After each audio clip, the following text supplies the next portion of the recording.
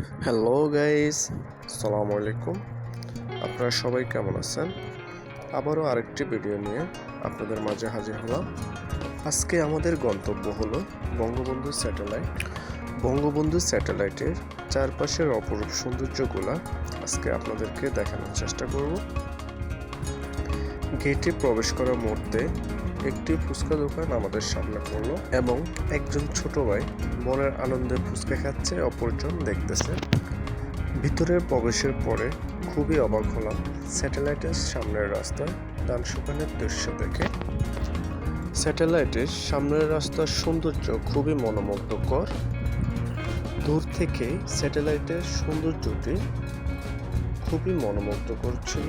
তার মধ্যে স্যাটেলাইটের সামনের খেজুর গাছের বাগানটা যেই কারো মনকে আকৃষ্ট করবে।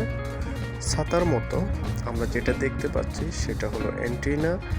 এই অ্যান্টেনার মাধ্যমে বঙ্গবন্ধু স্যাটেলাইটের সাথে যোগাযোগ স্থাপন করে থাকে। এটা হলো টেলিযোগাযোগ স্টাফ কলেজ। স্যাটেলাইটের প্রবেশের সময় একটা ছেলের হাতে কিছু পদ্মফুল দেখতে পেলাম, তাই স্যাটেলাইটের ভিতরে পদ্মফুলের বাগানটি খুঁজে বের করলাম এবং নিজেদের মধ্যে কিছু ছবি তুলে নিলাম। স্যাটেলাইটের সামনের পুকুরের দৃশ্যটা খুবই মনোরম ছিল। ঘাসের ভিতর লুকানো ক্যামেরা থেকে স্যাটেলাইটের দৃশ্যটা দেখার মতো ছিল। এমন একটা দৃশ্য আমার মনকেও আকৃষ্ট করেছে। তবে আমরা যেখান থেকে দৃশ্যগুলো ধারণ করেছি এখানে সবার যাওয়ার অনুমতি নেই।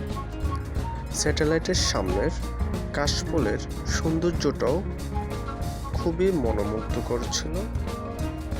আমরা চেষ্টা করেছি স্যাটেলাইটের অপরূপ সৌন্দর্যগুলা বিভিন্ন আঙ্গিকে আপনাদের মাঝে তুলে ধরার জন্য। স্যাটেলাইটের সামনের দৃশ্যটা খুবই মনোমুগ্ধকর।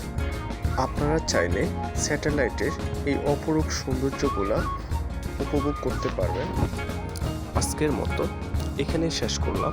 আবারও দেখা হবে অন্য কোনো ব্লগে। আপনারা সবাই ভালো থাকবেন, সুস্থ থাকবেন আর আমার জন্য দোয়া করবেন। আমিও আপনাদের জন্য দোয়া করি। আপনারা সবাই ভালো থাকেন, সুস্থ থাকেন। আল্লাহ হাফেজ।